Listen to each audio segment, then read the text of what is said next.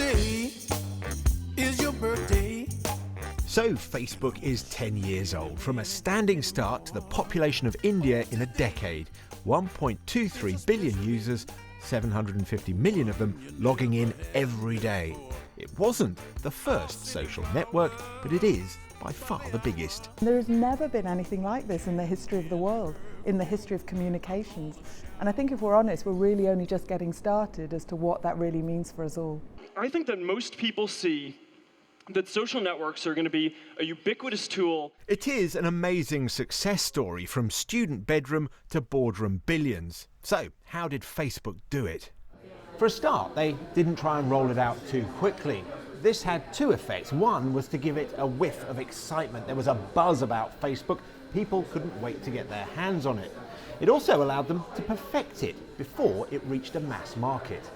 Mark Zuckerberg and his co-founders also didn't rush to cash in. Not only did they reject buyout offers, but they also didn't try and take advertising until they were sure it wouldn't kill the user experience. He doesn't ever let advertisers take over. There's no big splashy ads that appear on top of the page as you're trying to launch Facebook, as some other sites might do. Not everything has gone well, though. The share flotation was a complete shambles, with the share price dropping by half.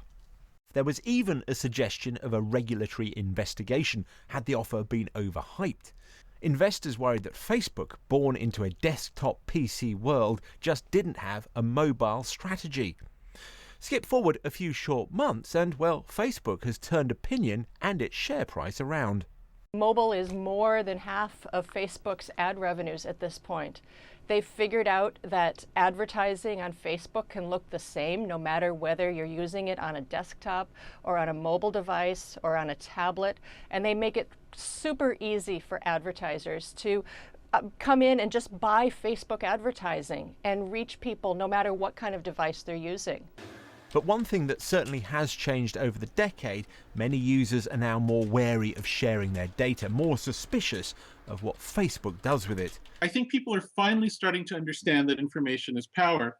And when some remote organization, whether it's a government or a bank or a company, whatever kind of organization it is, or a criminal operation for that matter, if they have information superiority over you, it does really affect your life's prospects. And people are starting to get that.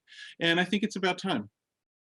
And it's not just privacy. Some parents accuse social networks of allowing children to be sexualised, bullied and exposed to the most shocking content. Facebook is working hard to reassure. We're working with all the established people in this area and the established organisations to work to really understand what it is that Facebook can do, what it is that governments can do, what it is that schools can do, what it is that parents can do, and how we can all work together to make sure that we can provide the best services possible. Another issue that will determine what kind of second decade Facebook has is whether it can attract new, younger users. Several studies and surveys have concluded that teens and pre-teens are far less interested in Facebook. In one study last month, scientists at Princeton University suggested that Facebook was going to shed 80% of its users by 2017.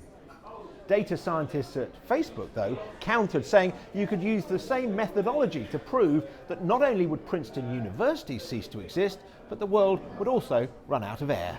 What we might end up with is a world in which there's age stratification. So demographics tend to cluster over new platforms that come along, the same way they cluster around new pop bands or whatever. But the interesting thing is they're kind of stuck with them, because once you have a lot of your data in someone else's computer, like a social networking computer, you're really kind of stuck with that company for life, unless you want to lose all your connections and all the context of your life. And that's perhaps the most significant guarantee that Facebook will have many more happy birthdays. As long as they don't lose the trust of users, they can answer privacy concerns and don't swamp them with ads, well, if you and your friends are already on Facebook, something has to look a whole lot more tasty before you opt for something else. Happy birthday.